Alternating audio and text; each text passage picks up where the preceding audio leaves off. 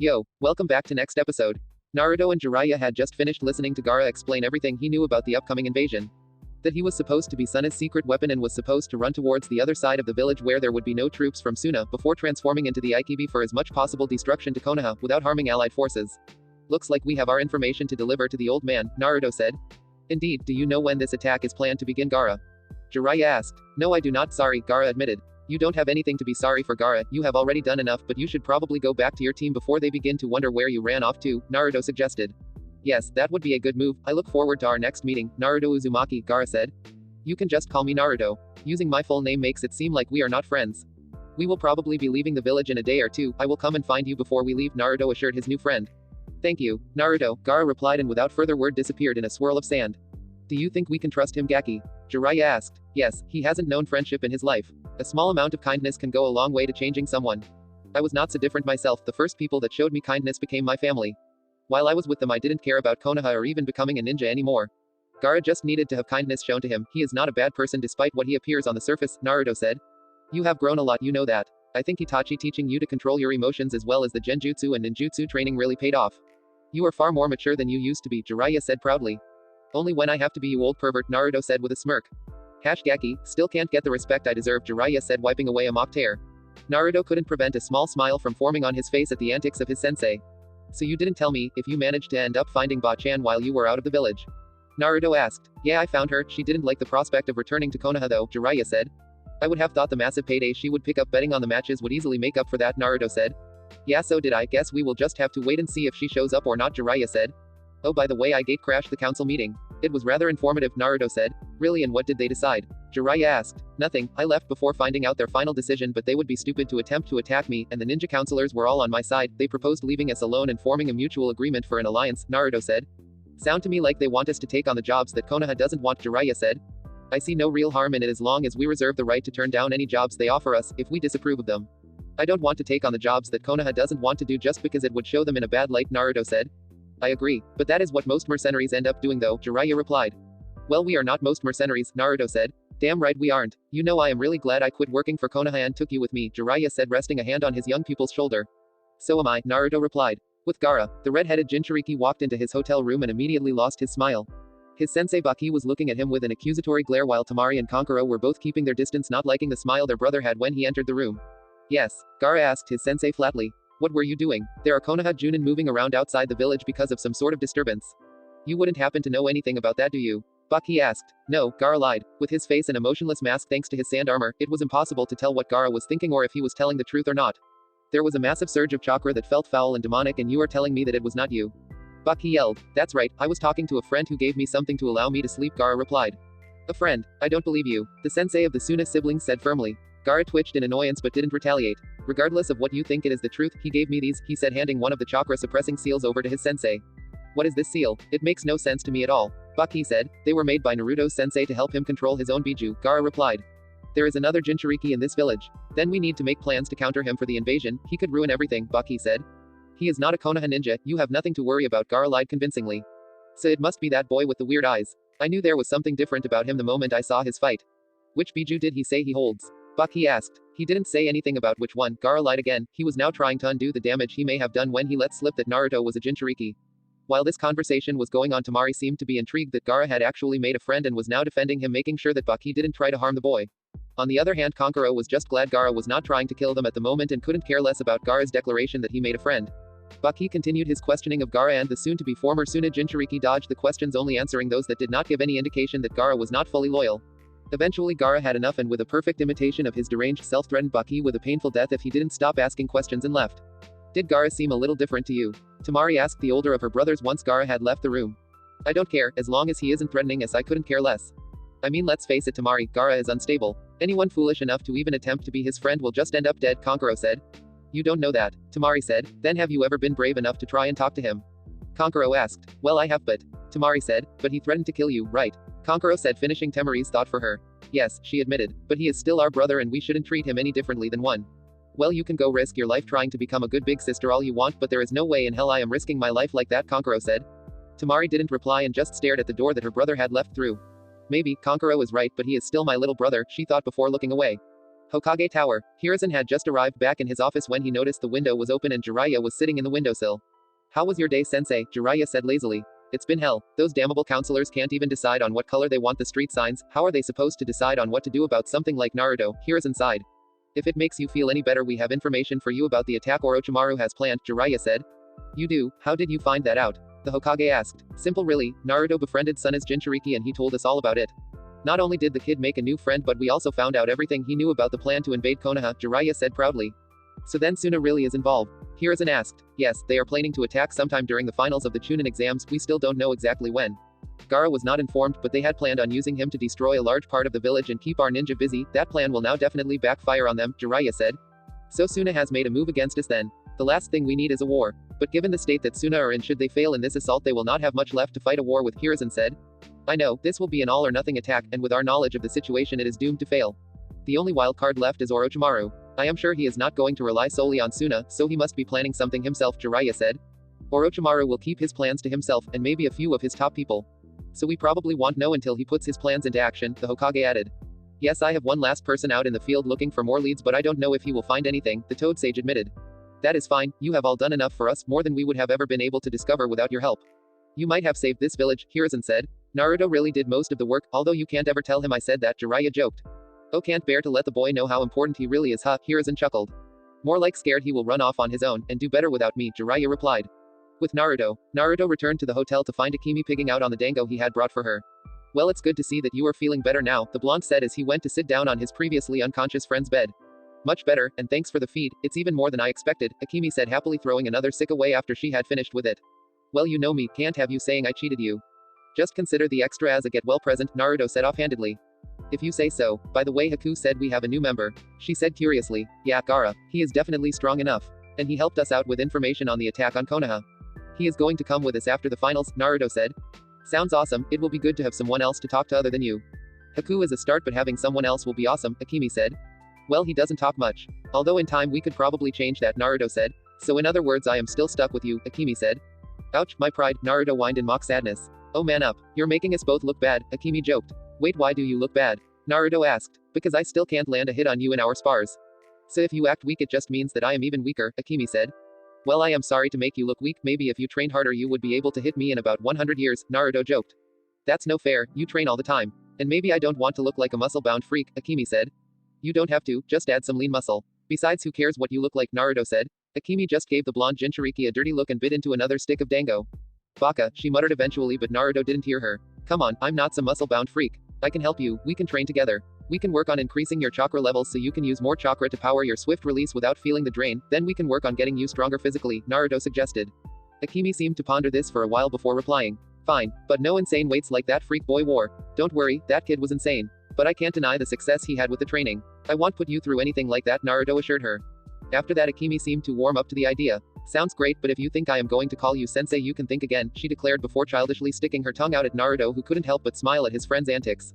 Such disrespect towards your sensei, Naruto joked using a fake serious voice. Then what are you going to do about it? Huh, sensei, she taunted. No idea. Whenever I played up for Jiraiya or Itachi sensei they would just refuse to teach me any new jutsu until I did what I was told. But I doubt that will work for you, Naruto admitted. You're hopeless, she replied before the pair both burst out into laughter. It was this scene that Haku walked in on. Am I interrupting something? The ice user asked tentatively. No, Naruto was just being an idiot, Akemi said. Me. You were involved just as much as I was. If anything it was you who was being the idiot, Naruto said indignantly. Sure thing, Naruto, you keep telling yourself that, she replied with a smirk. Naruto folded his arms in frustration and started grumbling about unfair friends, and how he was always being disrespected and blamed for everything. Well, I guess now would be the best time to ask. You said we would be leaving Konoha for the rest of the month, so I was wondering when we would be leaving. Haku asked. Probably tomorrow morning, this village will be a lot happier while I am not in it, Naruto said. So they found out who you are, huh? Guess it isn't that surprising, Akemi said calmly. Yeah, it's not a big deal. But I would rather not put up with the villagers. I can take the looks of hatred, but I don't know how I will react if they start treating you guys badly just because you associate yourself with me, Naruto said. Well, that doesn't bother me, but I think we should leave this place. If I stay here I will explode with dango, Akemi said. Yes, and I would like to have more privacy when I train my Hyoden Jutsu, Haku added. So to get the most out of our time we should leave tomorrow morning first thing. Then we can start our training, Naruto said. Why do I get the feeling you are talking about my training? Akemi said, a hint of worry in her voice. Hey, what do you know? I found the perfect punishment for you disrespecting your poor sensei. Extra physical work in our training. Oh, Haku, you are free to join us if you want, Naruto said. That's alright Naruto, I would prefer to work on my ice jutsu, and that is something I don't think you can help with, Haku replied. Oh well then, looks like I am all yours then, Naruto said turning to Akemi. All I feel is a sense of foreboding, Akemi complained. The three ninja sat and talked for a while after that, but eventually Naruto left to get some dinner, leaving the two kunoichi alone.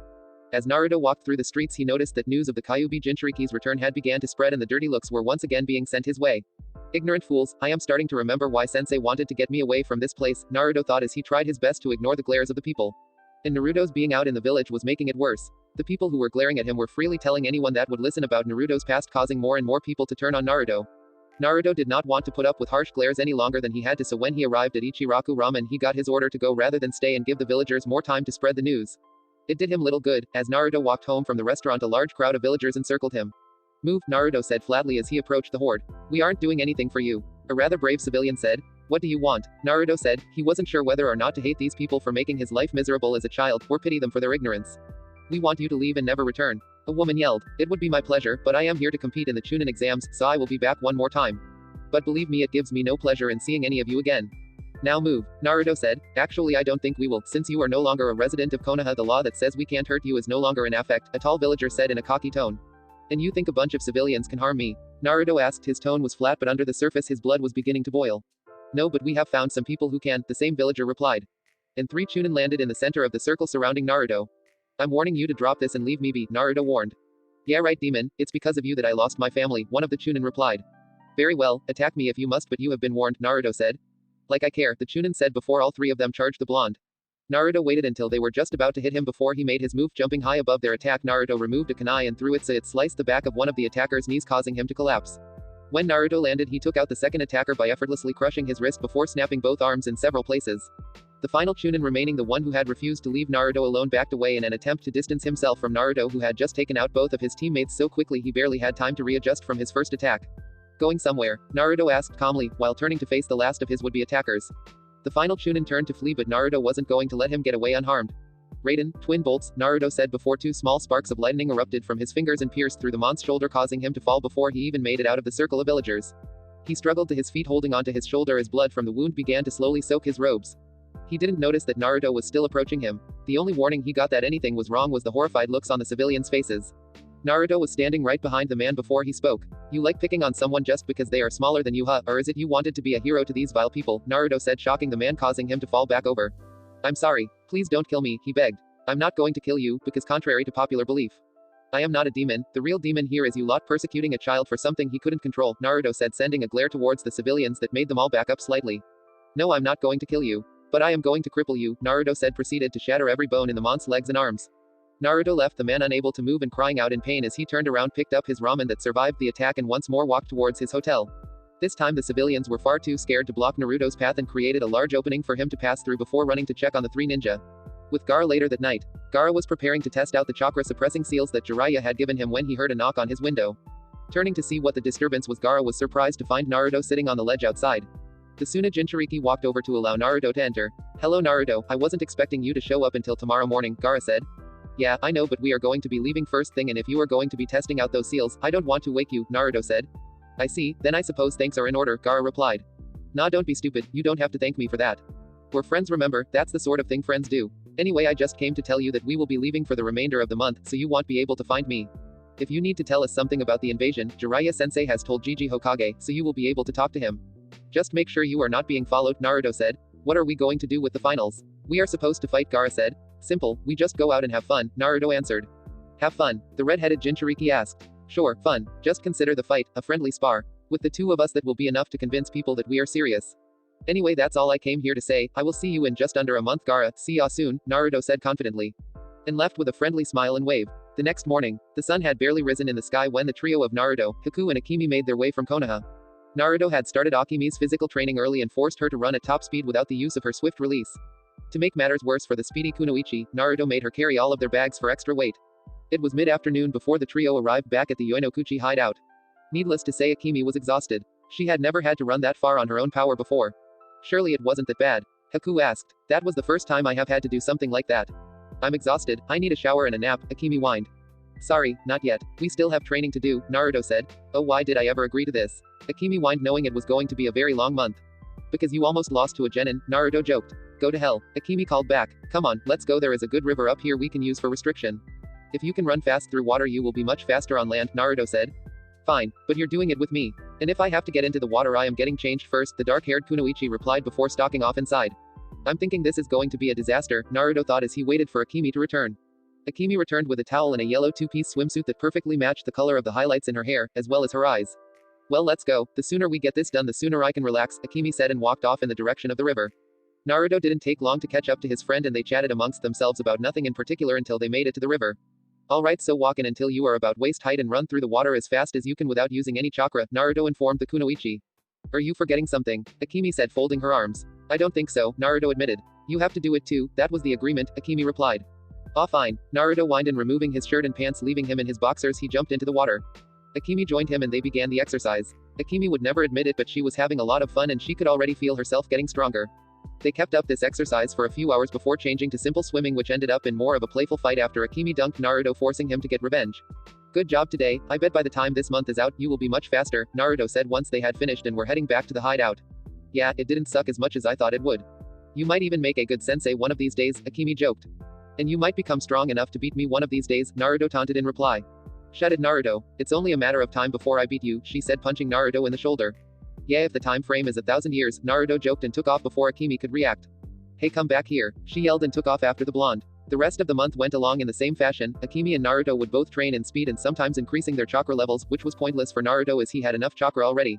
They would also spar occasionally but as Naruto loved to remind her she had still not managed to win a fight. While this was going on Haku was doing her own private training working on her Hyoden Jutsu. As the month came to a close the three ninja prepared for not only their matches in the final but also the invasion they knew would be coming. Well guys, let's head back to Konoha, you guys know your role right? Naruto said. Yes, we are to extract Gaara from the village once the fighting starts, Haku said. Alright then, Naruto smiled. What are you going to do? Akemi asked. I'm going to make sure that nothing happens to Gigi, and Jiraiya is going to be helping Konoha's forces take out the enemy from Suna and Oto, Naruto replied. Great, trust you two to get the god jobs, Akemi moped. I bet you will see your fair share of action, I doubt you will make it out of the village unscathed, Naruto said. Yeah whatever, let's just go, Akemi said grumpily. Naruto and his team arrived back at Konoha in the afternoon the day before the exams. The Hokage had kept their room open for them so they went straight to the hotel so they could relax. So do you think Orochimaru will show up tomorrow? Naruto said knowing his sensei was in the room hidden. Damn it kid, you're worse than Sarutobi sensei, Jiraiya said as he let his chameleon jutsu drop. I can see your chakra, not that difficult, and you are the one who taught me to look for traps or intruders when entering a room, Naruto said. Yeah I guess I did. As for your question I would bet my life on it, Jiraiya said. Then his life ends tomorrow. He needs to pay for what he has done, Naruto said. You think you can take him? Jiraiya asked. Whether I think I can or not is irrelevant. He is evil, he has no regrets, no remorse and no mercy to his victims. And to stop him from harming anyone else, I will end him no matter what it takes, Naruto said, determination evident in his voice. Well, if anyone can do it, I am sure you will find a way, Jiraiya said, a tiny hint of sadness in his voice. He still considered Orochimaru somewhat a friend. Did you find out anything from Ikaru about the attack on Konoha? Naruto asked, trying to change the subject. No, he couldn't find out anything of substantial interest, so he is going back to the hideout. We can't sneak him into the village, he might be targeted by Konoha ninja during the fighting, Jiraiya said. He is classified as a missing ninja in the land of lightning, I guess, Naruto sighed. Anyway, you better get some rest, big day tomorrow after all, Jiraiya said. Yeah I know, don't worry about me, Naruto replied. Jiraiya left after that and Naruto decided to have an early night. The next day, Naruto and the other finalists were standing together in the center of the arena, all of them besides Sasuke who had yet to show up. Hey Haku, looks like your opponent chickened out, Akemi joked. I doubt it, he will show, probably just wants to make some grand entrance, Naruto said. Just make sure you kick his ass Haku, Akemi said happily. Worry about yourself, from what I have heard your opponent is considered a genius in his clan, Haku said. Ahayuga, we learned about them in the academy when they were talking about famous clans from around the elemental nations. They are taijutsu specialists, but so am I, Akemi replied. Yes, but your opponent in the preliminaries has never been able to defeat him, Haku said. How did you find that out? Naruto asked. I like to talk to people and one of the people I happened to talk to was the teammate of Akemi's opponent Tenten, Haku said. Fair enough, I wonder if Jiraiya sensei has placed his bets for the first round, Naruto said looking around to find his sensei in the stands but couldn't see him anywhere. He's probably working to set up the village defenses against the attack, Naruto guessed before turning to the Hokage booth where Hiruzen and a man Naruto guessed was the Kase cage were taking their seats. Hokage booth. Hiruzen and the Kase cage sat in their seats that overlooked the stadium and waited for it to fill with spectators before starting the exams. I'm glad you could make it to the finals, Kase cage dono, Hiruzen said. Well, 2 of my children are competing so it would be a shame not to come and watch them compete, the Kase cage replied. Yes, they both were rather impressive in the preliminary rounds, Hiruzen said. As to be expected from my children, but I must confess that I had hoped to see my son face the last of the Uchiha early on in the tournament. I recommend changing the fights so Sasuke is paired with my son in the first round, the Kase cage said hoping that the old Hokage would agree. Do you doubt the abilities of Gaara's opponent? Hiruzen asked. Not at all, but a wandering ninja with no village attachments is not the same as a fight between the son of a Kage and the last loyal Uchiha. The spectacle alone would bring in more money to the village due to a larger bets being placed. Surely you will not make much money on this Uzumaki, my son will surely win. With so few people betting on an unknown, the village will make no money, the Kage replied. I didn't know you cared so much about Konoha's welfare, Kage Dono, Hiruzen said with a small smile. I simply desire to see my son fight the strongest opponent possible, the Kage said. Well then I wouldn't worry about it, I saw young Naruto fight in the preliminaries and your son will not have an easy match, I can assure you, Hiruzen said. You think I am going to let you play your games? Your obsession with Sasuke has given you away, Orochimaru, but I will play along for now, the old Hokage thought as he looked out over the now almost full stadium. Well, if this Uzumaki is as strong as you say, then perhaps he will be a good warm-up for my son, the Kage said. He may just surprise you, in fact I placed a small bet on the boy, Hiruzen said. I never took you as a betting man, Hokage Dono, the man in the Kage had replied. Normally I am not, but that boy is something special. In any case the stadium is almost full so we should start the matches, Hiruzen said before standing up to address the crowd and competitors. This is Jiraiya's pupil that Kabuto told me about, what is so special about this boy, that would make that fool Jiraiya take interest in him? All I can see is the fact that he looks like that pest Minato. If only the team I sent after Sasuke made it to the preliminaries. Then I could have watched them and seen for myself. Obviously there is something special about him, Orochimaru thought looking down at where Naruto stood but was too far away to get a good look at his eyes. Hiruzen gave the awaiting crowd a warm welcome as he declared the start of the finals. All the while keeping Orochimaru in sight out of the corner of his eye. He then passed the role of explaining how the finals work over to the proctor. Stadium floor, as Hokage-sama said, welcome to the Chunin exam finals. My name is Genma Shiranui, the proctor. My word is law, and when I call a match you are to stop fighting immediately. The Chunin exam finals will be held in the same format as the preliminaries, with one-on-one matches. The winner of each match will progress to the next round while the loser will be eliminated. However, even if you are eliminated in the first round, you still have a chance at promotion. But the more matches you fight and the more chances you will have to show off your abilities, Genma informed the group of genin and the crowd that were intently listening. Sounds simple enough, let's just get this show on the road already, Naruto said loudly. Right you are. The first fight will be between Neji Hyuga and Akemi Hayaku. All other contestants please make your way to the allocated observation area, Genma said. And Naruto and the other genin left the ring leaving behind Akemi and the stoic-looking Hyuga. After the arena floor was clear, Genma turned to the two fighters left in the center. Fighters, are you ready? He asked and received a nod from Neji and Akemi. Then begin, the proctor called. The second Genma's hand came down indicating the start of the match. Akemi took off in a blur of speed. Neji acted quickly and activated his Byakugan and waited for Akemi to strike. Akemi, not knowing the full power of the Byakugan, attempted to attack the blind side of Neji, only to have the Hyuga block her strike as though she had just attacked him head-on. So his reflexes are top-notch, and those eyes of his allow him to see me when I attack from the sides. Conventional fighting won't work, I need to force him into making a mistake, Akemi thought as she flipped back away from the Hyuga, eyeing his stance looking for a possible opening. You should just give up, you could barely beat Lee, you are destined to lose against me, Neji said cockily. Destined? How could you know that? Akemi asked curiously. It is fate that the weak lose to the strong, just like it is fate that I am to forever serve the main house of the Hyuga clan, Neji answered. Is that why you tried to kill the Hyuga girl? Because you are destined to serve her, that seems like someone who is desperately fighting against his fate to me. Or maybe it is exactly what Naruto said, you are scared that she will become stronger than you, and your fragile pride can't take that, Akemi said with a smirk. What would you know? You are nothing but an outsider, Neji replied. You act tough, but in reality you are nothing but a scared little boy, who hates the hand he was dealt in life so he compensates by being a complete asshole to everyone he meets, Akemi taunted. How dare you? Neji yelled and charged forward. Bingo, he took the bait, Akemi thought as she waited for Neji to start his attack before moving to counter. Stands. Guy was watching the match in the stadium with Lee, who had been allowed to lose his crutches on the condition that he did not train for a week. That is a most deceitful yet brilliant strategy to use against Neji, Guy said. What is his Guy-sensei? Lee asked. She is using Neji's stubbornness and pride against him to attack in anger. He will be far more inclined to make mistakes that she will exploit in whatever way. She used what little knowledge she had of Neji to perform a psychological attack. She is trying to beat him mentally, Guy explained. That is a most unyouthful tactic, Lee said. Perhaps, but it is also brilliant. There are no rules to how you win a fight in the real world when it is life or death after all, Guy said. Yosh, then I will work hard to make sure to never fall for such a trick. Lee declared. That's my boy Lee, Guy said beaming with pride. Arena floor. Neji was starting to get frustrated. Akemi's superior speed allowed her to win the last few skirmishes, and the constant flow of chakra around Akemi's body was making it difficult for the Hyuga to see her tenketsu points, let alone close them.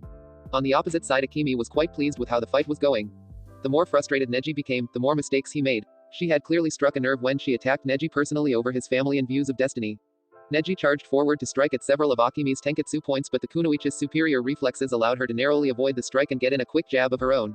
Akemi was so far satisfied with how the fight was going, the only thing that she could see that was wrong with her strategy was that she could only get in light hits before having to jump away from Neji's fast hands.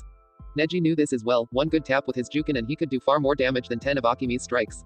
What Neji didn't know was that while Akemi's strikes may have been weak, the points of all the hits were well chosen.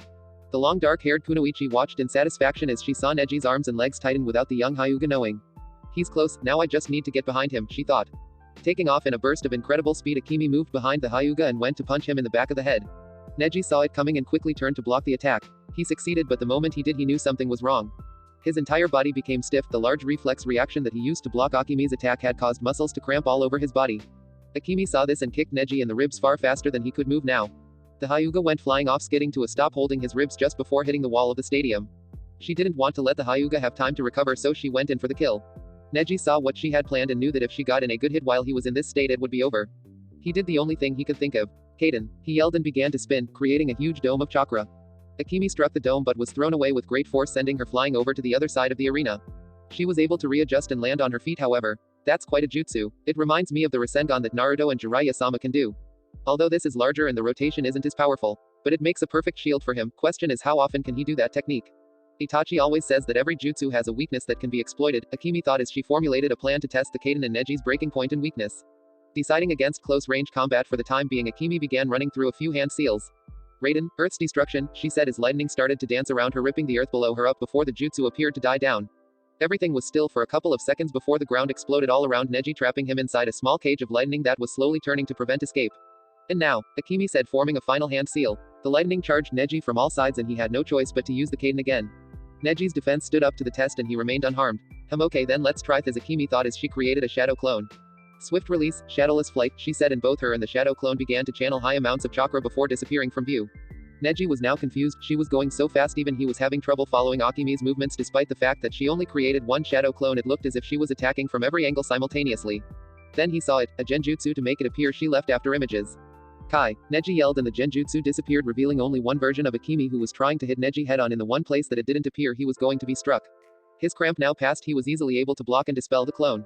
As the clone dispelled, he noticed that in his only blind spot Akemi was watching the exchange. Quickly turning around to face her, he tried and failed to hide his shock. So it seems the Byakugan does have a blind spot, Akemi said.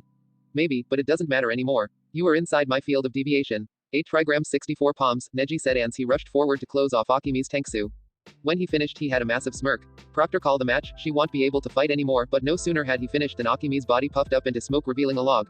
A substitution. Then that means, but Neji didn't get to finish his thought as he took a massive chop to the back of the neck, knocking him down. Before Neji could pick himself up, he felt the cold steel of a kunai on his neck. Give up, Akemi ordered. Neji couldn't believe it, he had lost. He dropped his head in shame and conceded defeat. Akemi removed her kunai and helped Neji to his feet. Just because life has dealt you a bad hand doesn't mean you can't win. If you think it is your fate to be nothing more than a servant, then fight against it. Don't let fate control you, Naruto taught me that, Akemi said before turning and making her way back to the competitor's booth. Stands. The crowd of people couldn't believe it, the Hyuga genius had lost, and convincingly. Most of the crowd were down a substantial amount of money, but it said a lot that they all cheered for the show of great skill. I can't believe it, Neji lost, Tenten said from where she was sitting next to the other rookies that didn't make it to the finals. I don't know why that is so surprising, I mean she beat Lee, Ino said. Yes, but Lee has never been able to beat Neji even once, Tenten replied. That was when Guy and Lee made their presence known. She used a brilliant strategy to find Neji's weakness, and using multiple ways to check for weaknesses in his jutsu showed Chunin thinking, if not Tokubetsu Junin level of planning, Guy said. Cage booth. An interesting fight, don't you think, Kei's Cage Dono? Hiruzen said in a friendly manner. Yes, the young girl has definitely earned her promotion, but I think the Hyuga still needs some work despite his great knowledge of his family's jutsu, the Kei's Cage replied. Inside, however, Orochimaru was far more intrigued with Akemi. Her swift release was something unique. And Orochimaru liked the unique. He couldn't help himself from licking his lips at the thought of the tests he could run trying to duplicate her abilities. Yes, let's just hope for more of the same. This next fight should be promising and many people have traveled to Konoha to see the last Uchiha in action, the Kei's Cage said.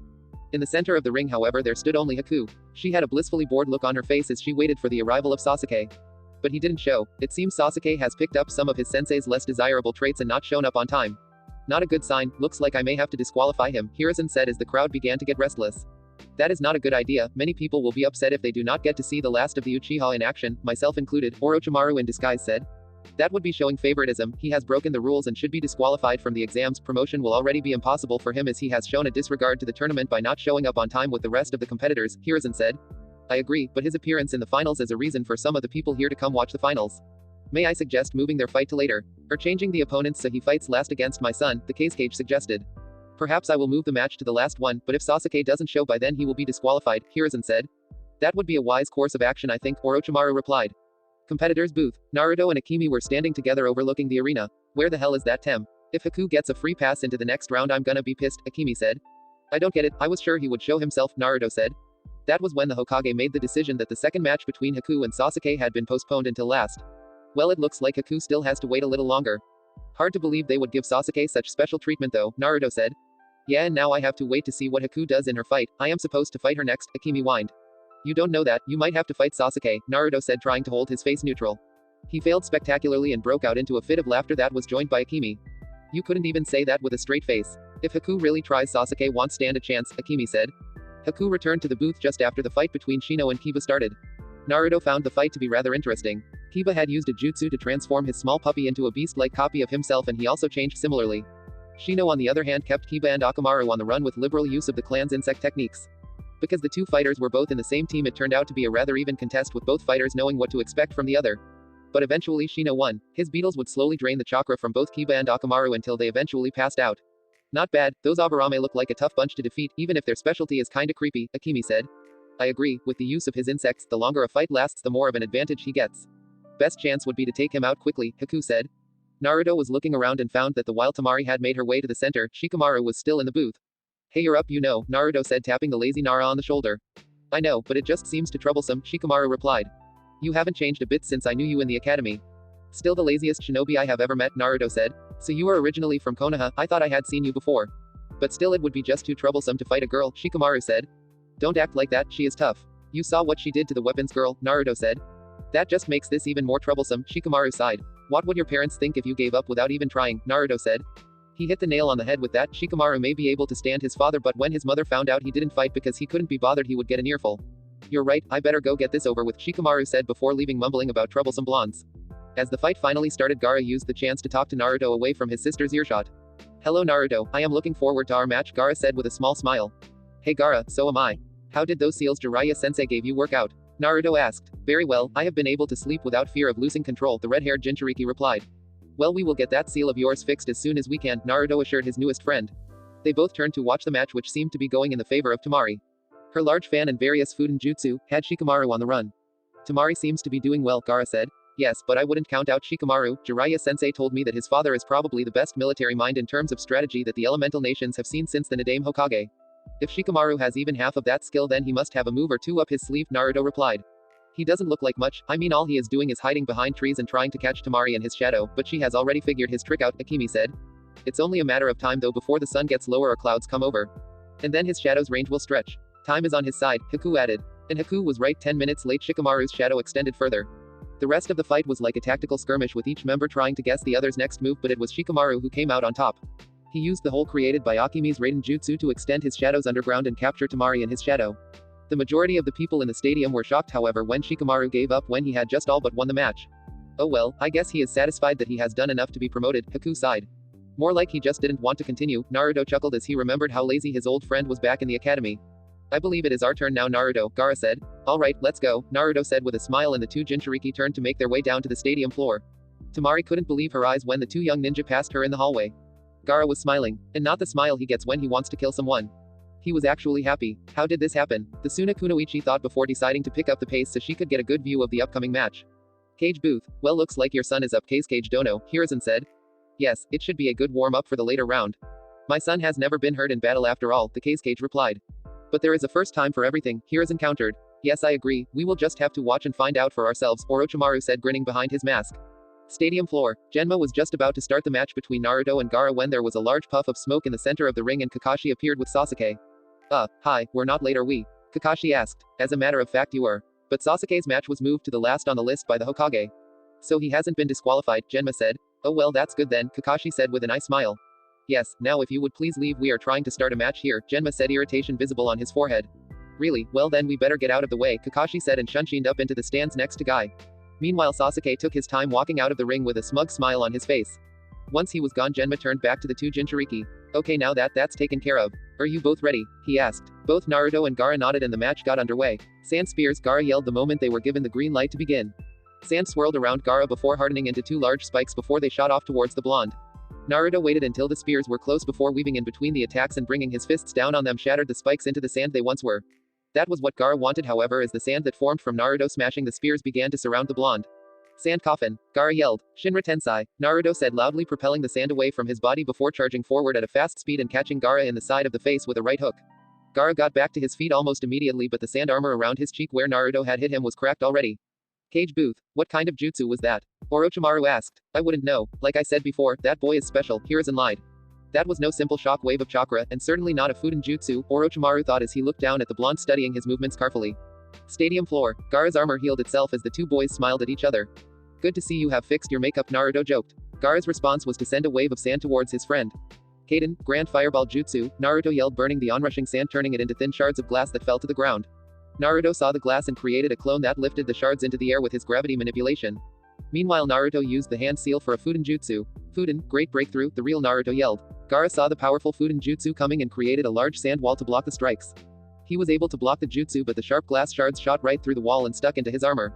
Gaara breathed a sigh of relief that Naruto's jutsu was not powerful enough to get through both the wall he put up and his armor.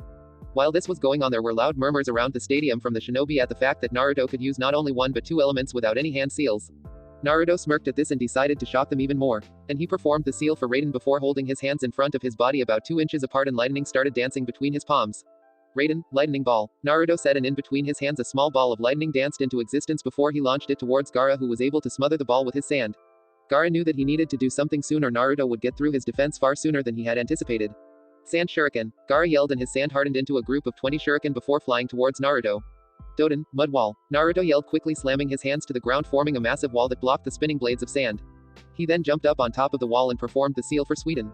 Sweden, water gun, he yelled, firing a large blast of water from his mouth that Gaara had to block, sacrificing some speed in his sand that was now partly wet. Cage Booth, Orochimaru was now highly interested in Naruto. The ability to use all forms of nature transformation without hand seals. Only the top masters of their element are able to do that. To be able to do it with all of them is completely unheard of, he said, still watching Naruto intently. Yes, like I said, the boy is special. I wonder just how advanced his elemental manipulation is. Tobirama-sensei was able to draw water from the atmosphere. He was that skilled in Sweden manipulation. I wonder if Naruto could do that. Hiruzen said. He too was greatly shocked by this development. He knew that Naruto could use all forms of nature transformation, but had no idea just how efficient he was at them. This boy could be the perfect body after I am finished with Sasuke-kun. The ability to use all forms of nature transformation is something that only Pain is capable of doing. No sooner had Orochimaru finished though than he realized what Naruto's secret must be. The Rinnegan. There is another one. Oh, I must be blessed. If I can get both Sasuke and this boy, I will be unstoppable.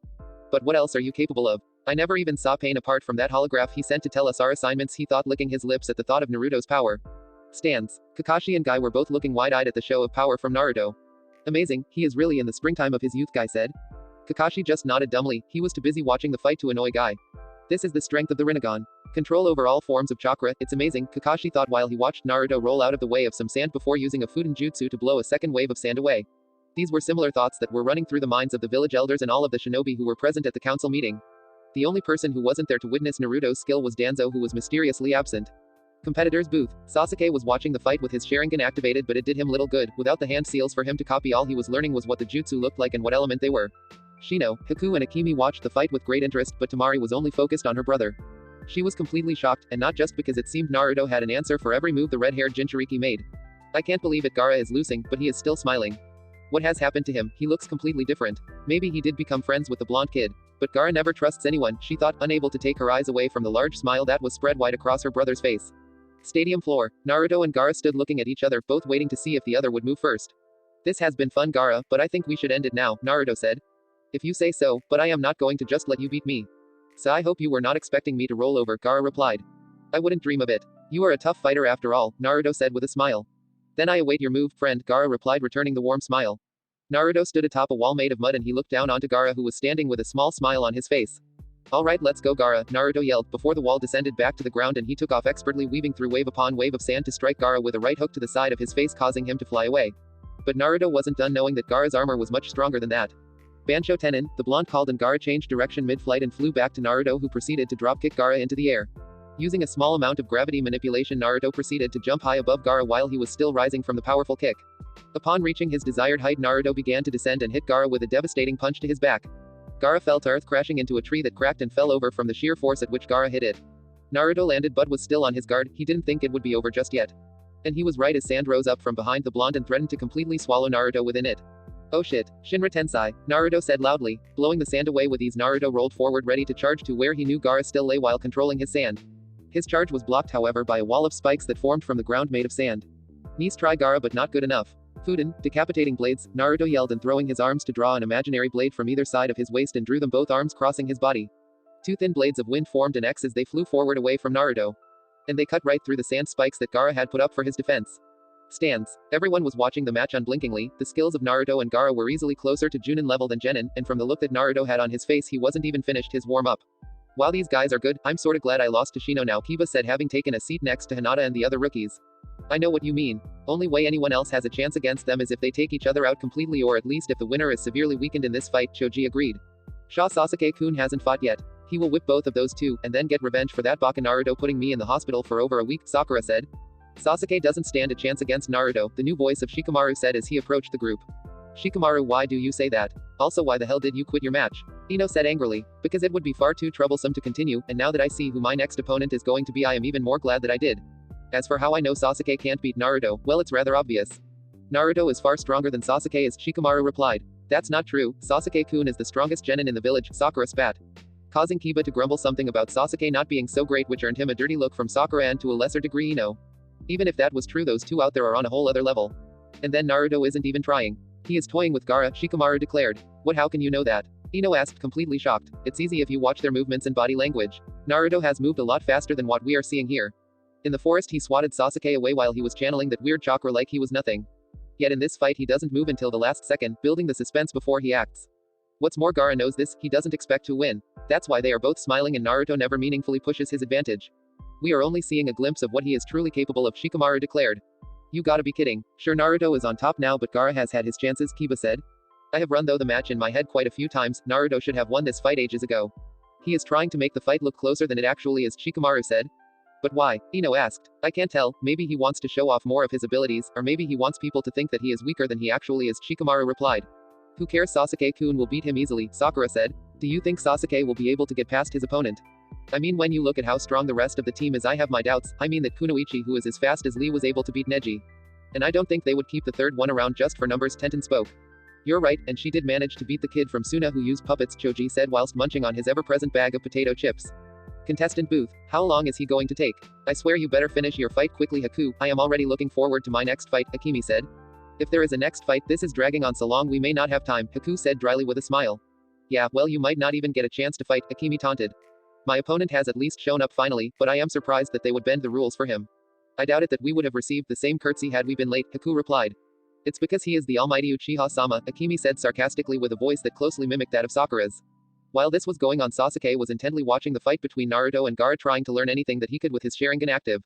But both fighters were giving nothing away that would be worth copying in any way. A couple of pathetic jutsu and sand are nothing compared to the Sharingan and my new jutsu, Sasuke thought, but still his inability to copy even a single jutsu being used was highly frustrating the young Uchiha. Stadium floor. Gaara pulled himself up off the ground once his sand armor had repaired itself and watched as Naruto removed the last of his sand spikes. So Gaara, are you ready to finish this? Naruto said. If you think you can finish me, then go ahead. Sand shield, Gaara said, and the red-haired Jinchuriki became surrounded in a large orb of highly condensed sand. Then a large eye made of sand floated into the air behind the orb of sand, shocking even Naruto.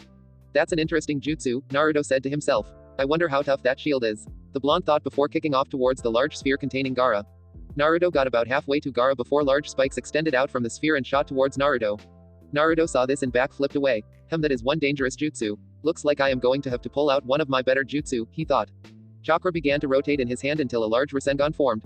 He then jumped high into the air and repositioned himself so he was falling with his Rasengan acting like a shield. Udama Rasengan, he yelled. Once again Gaara sent sand spears to block Naruto's attack, however this time Naruto's Rasengan ripped through them with ease. He shot down, shattering everything in his path until he reached the orb containing Gaara. The shield held for a few seconds before it completely shattered, leaving a stunned Gaara. Give up, Gaara, Naruto said, stopping his Rasengan just before it struck the Suna Jinchuriki. Proctor, I concede, Gaara said in a flat voice. Very well, Gaara Subaku had conceded defeat. Winner Naruto Uzumaki, Genma said. The crowd was silent for a moment, then a huge burst of applause and a roar of cheers for such an amazing match. Cage booth. An excellent match. It is a shame your son lost, however, Hiruzen said with a half-hearted smile. Indeed it is, but I can see why you think so highly of this wandering ninja. After all of that, he doesn't even look remotely tired. I would almost say that he wasn't even trying against my son, Orochimaru in disguise said. I guess we may never know. Still, your son showed great skill and some rather well thought out tactics. He is clearly Chunin material, Hiruzen replied. Indeed, and that boy is clearly no Genin level ninja, but that is the risk you run when allowing wandering ninja enter the Chunin exams, the Kazekage added. Yes, from what we just saw then, young Naruto-kun is closer to Junin level than Genin. Although I should have expected it, he has been training with my former pupil Jiraiya since he was about 8, Hiruzen said. A member of the Sannin. Why would he take interest in someone that is not a member of Konoha? The Kage asked. Well, I couldn't answer that. Jiraiya found him all alone, and offered to train him. I wouldn't have a clue as to why Jiraiya chose Naruto over any other child, the Hokage lied. You think you can fool me, sensei? Jiraiya would have seen those eyes and thought that he had finally found the child of destiny that he is always going on about. And for once I can see the reason in his idiocy. A child with the Rinnegan is bound to become a powerful ninja when he is older. If I could make him join me, I would have a perfect body once I am finished with Sasuke-kun, Orochimaru thought. Competitor's booth. Three of the occupants of the booth were just glad the fight was over. They were Haku, Akemi and Sasuke. Shino couldn't carry their way but had to admit that a fight with either Naruto or Gaara would end in his loss. Tamari, however, was having a hard time believing what she was seeing. Gaara lost, and he didn't even transform into that thing. Gaara has changed, but how? But her answer came when Naruto shook Gaara's hand and they both walked back to the stands together. That kid changed Gaara, that's amazing. Maybe I can finally be a sister to him. Eventually Naruto and Gaara made their way back to the booth and Sasuke left scoffing at both of the Jinchuriki on his way out. Haku, you gotta beat that prick, smug assholes like him need to be put in their place, Naruto said. I agree, his attitude makes it difficult not to kill him, Gaara added. Well, it's good to see that you are trying so hard. But that kid is a jerk and I think the world would be better off without him, Akemi joked. I don't think Itachi would be very pleased though, let's just hope he dies on some mission, Naruto added with a chuckle. While this was going on, Tamari was watching the exchanges closely. They act like they have already accepted Gaara for who he is. It's like they have known him their entire lives, and Gaara is normal around them, not even slightly demonic. How did they do it? She thought as she watched as Naruto Akemi continued to laugh and joke while still including Gaara, who had a small smile but wasn't joining in with the laughter. Stadium floor. Haku and Sasuke stood across from each other, the latter smirking in his own infuriating way. They both were waiting for the proctor to start the match. The final match of the opening round is about to begin. Haku Momoichi, are you ready? Genma asked. Yes, she replied and slipped into her fighting stance. Sasuke Uchiha, are you ready? The proctor questioned. Yes, he answered and slipped into his own stance. Then begin, Genma declared, lowering his hand and jumping back out of the ring. Sasuke wasted little time and took off at top speed, kunai in hand, trying to finish the fight quickly. Haku was having none of it, however, and caught Sasuke's arm and retaliated with a kick to his midsection that he was able to just move out of the way from. Well, would you look at that, you aren't just some useless woman that follows around a strong ninja for fun, Sasuke said. You think that I would survive outside a village if I was? Haku asked. You had that 2-bit criminal Zabuza looking out for you. But make no mistake, you may have impressed me there. But you still can't defeat me, Sasuke said with a smirk. How dare you say that about Zabuza-sama? Hyoden, dry ice jutsu, Haku said, performing several hand seals. The air around them became thick like and hard to see through like a fog. This is my version of the hidden mist jutsu. It uses far more chakra, so your vision should be even worse, Haku said calmly, instantly suppressing the anger and urge to attack she felt from Sasuke's belittling of her adoptive father. Sasuke was indeed having a difficult time seeing through the smoke even with the Sharingan. The constantly brooding Uchiha stood in the center of the smoke waiting for Haku to show herself. But she didn't. The first thing Sasuke heard was something very small flying towards him. Coming into view just soon enough for him to dodge were several Senbon needles. How you think you can beat me, an Uchiha like that? Sasuke taunted. Haku didn't reply and just used the moisture from the smoke to create 2 water clones and send them to surround the cocky Uchiha. Sasuke was still standing still, using his ears more than his eyes to anticipate where to move. Whenever he heard a Senbon flying, he would move well out of the way. Now, however, the attacks seemed to be constant and from multiple angles at the same time. Very slowly he was taking hits from the small needles. Sasuke had clearly had enough. He knew that he could not wait for Haku to show herself any longer and took off in the direction that the most recent hail of Senbon came from. But much to Sasuke's shock, all he ran into was a large mirror made of ice. What the hell is this? The Uchiha said. I hope you like your prison. It took a while because there was not much water in the arena to use to help me create it, but you hesitated within my smoke long enough to use the moisture from that jutsu to create my demonic ice mirrors, Haku said as several Senbon shot from either side of the Uchiha as well as above. Sasuke rolled out of the way just in time to avoid becoming a human pincushion. HN, so big deal, all it is some ice Kaden, grand fireball jutsu, Sasuke yelled, creating a ball of flames that went soaring into the ice mirror with no effect. What the? He stammered. Your fire jutsu will have no effect on my mirrors because they are not ordinary ice, Haku explained. Stands. Wow, looks like Sasuke is in trouble, Kiba said. Yeah, how is he supposed to get out of that, Choji said, munching on his chips. Sasuke-kun will find a way, he always does. There is no way that girl could beat Sasuke-kun, Sakura said, causing Kiba and Shikamaru to shake their heads at the Pinket's delusional declaration. Tenten gave her a look that Sahida, are you serious, and Choji just continued munching on chips. Well anyway, blind faith aside, Sasuke will need something special to get out of this jutsu. By the looks of the jutsu she has created, she and 2 clones are currently inside the ice, which we just saw can't be destroyed simply. Sasuke will need something much more powerful to deal with this. Elsewhere in the stands, Guy and Kakashi were having a similar conversation.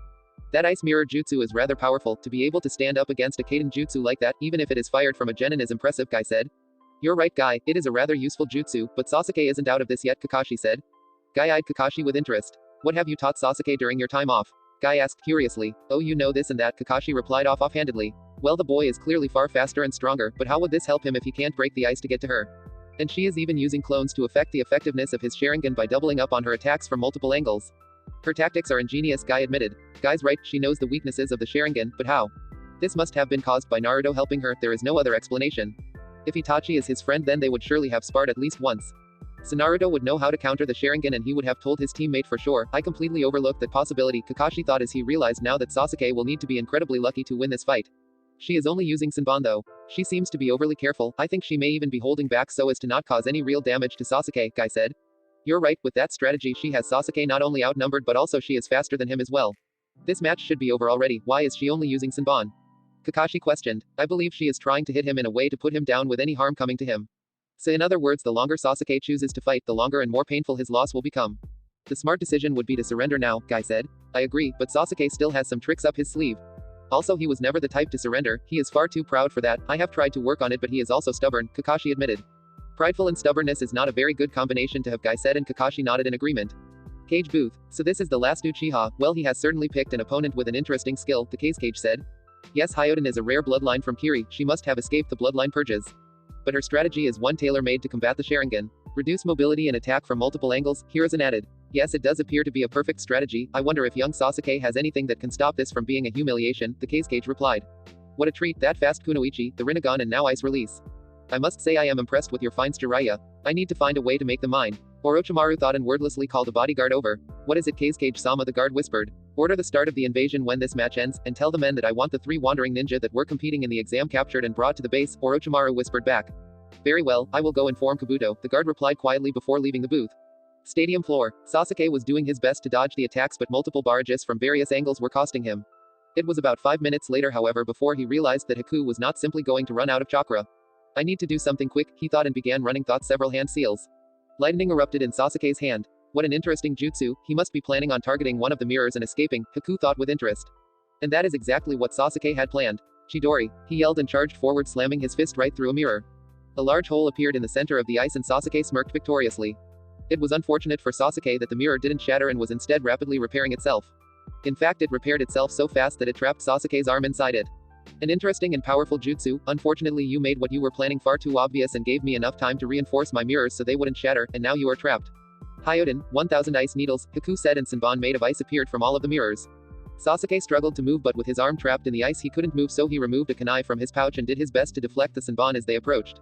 His Sharingan allowed him to deflect a far larger number than a normal person would, but he was still covered in needles by the time the jutsu had ended. Sasuke collapsed onto his knees and the smoke began to clear along with several of the ice mirrors, until all that was left was Haku standing in front of Sasuke with his arm still trapped inside the last remaining ice mirror. You have lost, I believe, Haku said. Sasuke tried to reach for a kunai to throw at Haku in retaliation, but he dropped it the second it was removed from the kunai pouch. The Senbon needles had messed up his muscle control. You still wish to fight despite being completely outclassed and already severely injured. In a real-life situation that will cost you, this exam is about proving you are Chunin material. By not knowing when to give up, you have just proven to everyone in the arena that you are nothing but an immature child who is clearly not ready to be a Chunin, Haku said, and every one of the judges nodded in agreement with what Haku said as well as adding extra points to Haku. Genma arrived back in the center and checked Sasuke over. Sasuke Uchiha is unable to continue. Winner Haku Momoichi, Genma said loudly. The moment Genma looked around, however, he saw that everyone in the audience was falling asleep. So it begins, Genma said. Up in the contestant booth, Naruto saw the genjutsu and dispelled it along with Akemi and Gaara. Akemi, go get Haku and get out of the village with Gaara, Naruto said. What are you talking about? Tamari demanded. Your invasion isn't going to work, we know all about it. Suna and Oto are walking into a trap. And it's all thanks to Gaara. Your village is about to find out what happens when they mistreat their Jinchuriki, Naruto said. What, Gaara, are you serious? What about us? Tamari asked. What about you? Suna is not a home. I want to be with people who accept me. I am sorry for how I have acted over the years, Tamari. Please keep yourself safe, and look out for Konkoro, Gaara said. Gaara, no, I won't let you do this. You belong in Suna with your family, Tamari said almost pleadingly. Naruto and the others are my family now. I want to live a life where I am not feared and hated. Naruto is offering me that, Gaara replied. Then I have to stop you, Tamari said and prepared her fan. Sorry about this, but we don't have time to deal with you right now, came the voice of Naruto from behind the Suna Kunoichi. I didn't even see him move, he is too strong, Tamari thought before she felt a pressure hit the back of her neck. Okay, you guys go, I need to get to Gigi and make sure he is safe. Oh, and sorry about your sister Gaara, Naruto said. It's alright, I trust that you have not done any long-term damage. Gaara asked. Yeah, she will be fine in a few minutes, Naruto said. We don't have time for this, come on Gaara, let's go get Haku and get out of here, Akemi said. Yes, let's go. Good luck, Naruto, Gaara said, but Naruto didn't hear him, he was already on his way towards the cage booth. Naruto jumped from the booth and made his way towards the building where the Hokage and Orochimaru had just begun to fight as a big purple barrier blocked entrance to anyone else. Naruto made it halfway to his destination before he was stopped by 4 OTO ninja with Junin vests. Well, what a surprise, what do you guys want? Naruto said, we are going to capture you and take you to Orochimaru-sama, one of the Junin said. Wrong answer, the correct one was, we want to die. It's the only reason you would be stupid enough to challenge me, Naruto said. The four Junin didn't look impressed and attacked Naruto at the same time from different angles.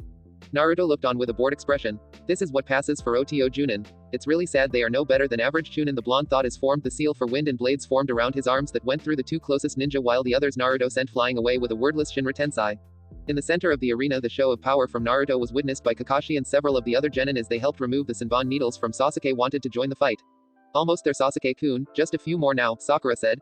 Sasuke snorted while he began to feel the movement return to his body.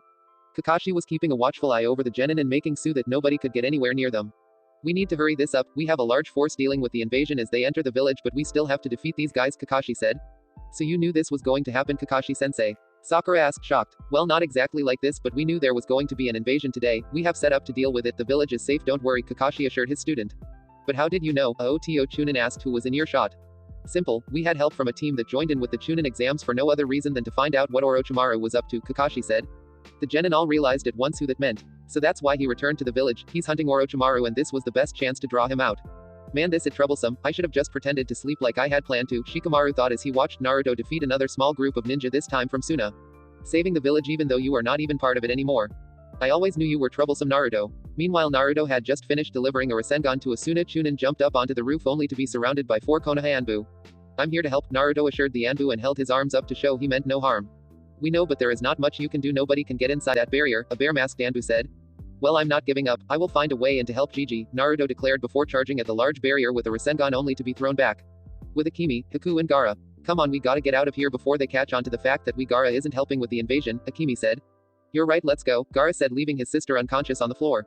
They made it out of the stadium easily enough but only made it a single block before they were stopped by 8 OTO Junin.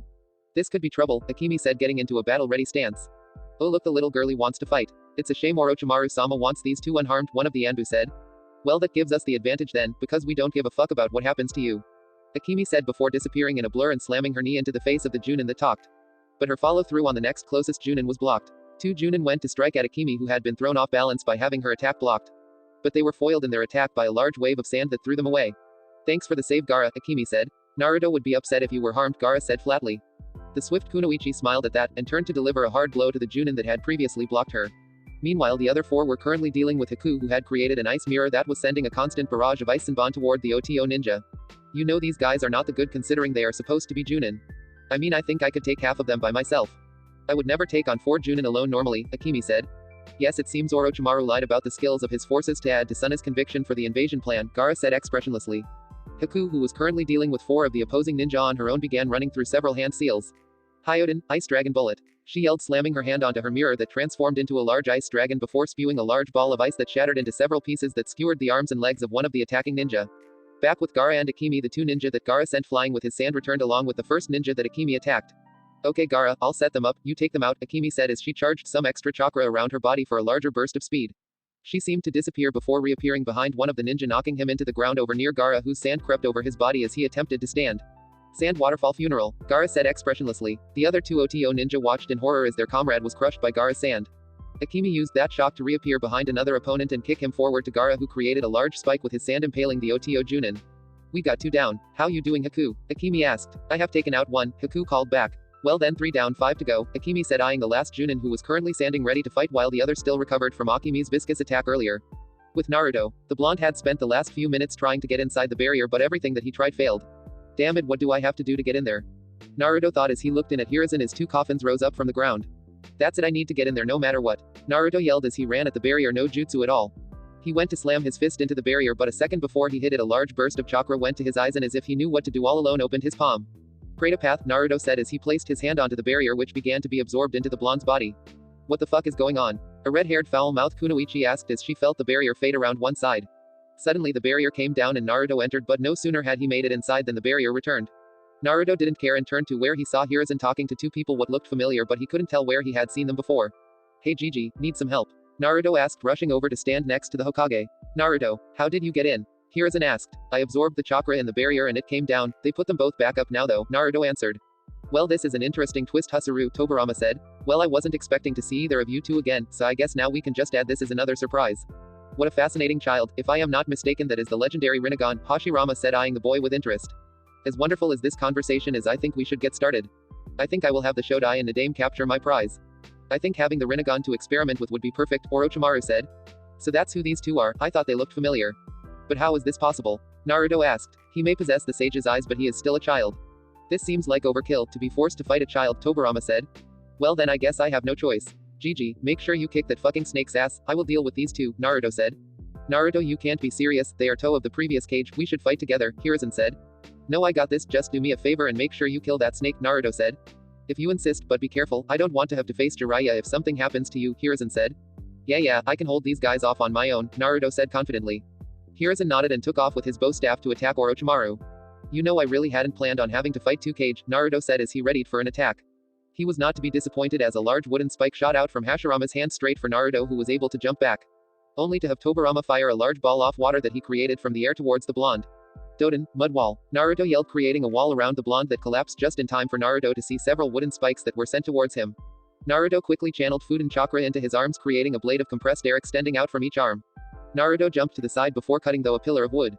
That is some powerful elemental manipulation. Possibility as good as your own Tobi, Hashirama commented to his brother. What do you expect from a Rinnegan wielder? The question is what else can he do? Tobirama said. Not to be one to disappoint, Naruto decided to show them. Bansho Tenin, he said, pointing one hand towards Tobirama and forming a Rasengan in the other hand. The Nadame felt the pull and began to fly towards the blonde. Hashirama saw the danger and sent several roots of wood to stop his brother mid-flight. Naruto saw his attack was blocked and shot forward, Rasengan in hand to hit Hashirama, who acted quickly again and grew a large tree to block Naruto's attack that blew a large chunk out of the tree. Such skill for someone so young, Rinnegan or not, he is impressive, Hashirama said impassively as Naruto ran at an impressive speed around the tree and engaged the Shodai and Taijutsu. Naruto was no slouch, but he was not quite Kage level with his Taijutsu despite his monstrous strength. Ninjutsu was another story, but Taijutsu and Genjutsu were still vastly weaker than his ninjutsu skills. So it was no surprise when Tobirama kicked Naruto away. Naruto just raised his head in time to see a large wave of water about to crash right into him. Pray to path, Naruto said before holding his hands out and absorbing the sweetened jutsu. Phew, that was close, Naruto said before being forced to roll out of the way of Hashirama, smashing his fist into the rooftop where Naruto was previously crouched. Raiden, lightning dragon, Naruto yelled once he had readjusted himself, sending the dragon flying towards Hashirama. This time it was Tobirama's turn to save Hashirama as a large pillar of water erupted around the Shodai as the lightning dragon was about to hit. The water began to spark from having lightning charged in it before shooting towards Naruto. Shinra Tensai, Naruto yelled, blowing the water away. With Haku, Akemi, and Gaara, the three members of the Yoinokuchi were staring down the final three members of the OTO team sent to capture Akemi and Haku. The last two ninja had been taken out by Haku and Gaara, who collaborated by having Gaara's sand blind them while Haku struck with two large spikes made of ice. What do you say we take one each? Akemi asked. I can agree to that, Gaara said as his sand swirled around him eagerly, a small hint of the old demonic Gaara etched on his face. Haku didn't answer, she just let fly with a barrage of Sanban towards one of the remaining OTO ninja. I guess she has found her target. I want the bald dumb looking one on the left, Akemi said before taking off. Gaara's sand began to swirl around him even faster, ready for another fight. A large hand of sand erupted from Gaara's gourd and flew towards his target. The OTO Junin was able to escape and send a few kunai at Gaara that would have hit vital organs were it not for Gaara's sand protecting him. The OTO ninja tried to get closer to Gaara, but that was a mistake as he soon found himself surrounded by Gaara's sand. Sand coffin, the red-haired Jinchuriki said, sending sand to completely cover the Junin, suffocating him. The others were right, these were not Junin level ninja, Gaara said, slightly disappointed that his fight was already over. Akemi was knocking her opponent around. He was stronger than the others in that he could take a beating, but he was also slower than the other ninja in the group. Akemi was toying with him, getting in close and giving him a quick jab before escaping before the OTO ninja could retaliate. Eventually, however, the young Kunoichi had enough of toying with the OTO ninja. And taking out a kunai, she blurred from existence only to reappear for a second to slit his throat before going to join Gaara. Haku had managed to trap her target in an alleyway by blocking the exits and sealing with ice. Normally I don't like killing, but seeing as you are attempting to kidnap me, I will make an exception. Hyoden, certain kill ice spears, she yelled, and from each ice-covered entrance several large and sharp spikes of ice shot forward, impaling the OTO ninja from every angle. The normally clear ice was now soaked red with his blood. Once Haku returned to the others, they began to make their way out of the village again, however they didn't get far before they were stopped again. This time by Sasuke. Stop there, the Uchiha yelled. What do you want? Akemi moaned. He's a Suna ninja. They are attacking us, therefore are our enemy, Sasuke said. Does it look like he is helping the invasion to Yubaka? Akemi said, shaking her head. I don't care, besides I have a score to settle with you, Sasuke said, glaring at Haku.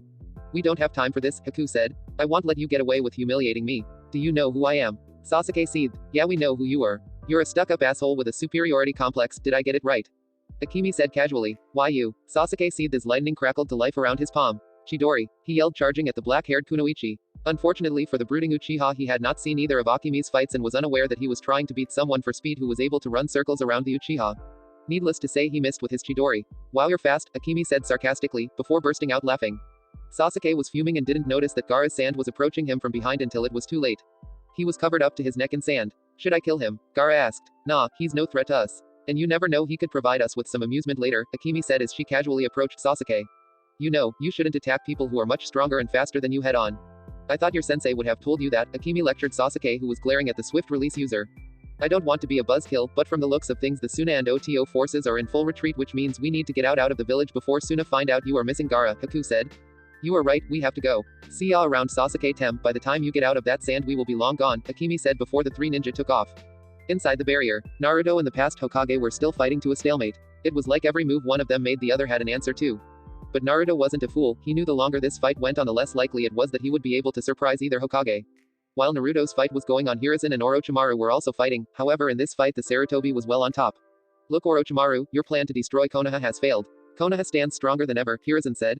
"This isn't over yet, Sarutobi-sensei, I can still kill you," Orochimaru declared. "Do you think you can? The best chance you had are those two, and they seem to have their hands full," Hiruzen said, indicating Naruto with a prideful smile.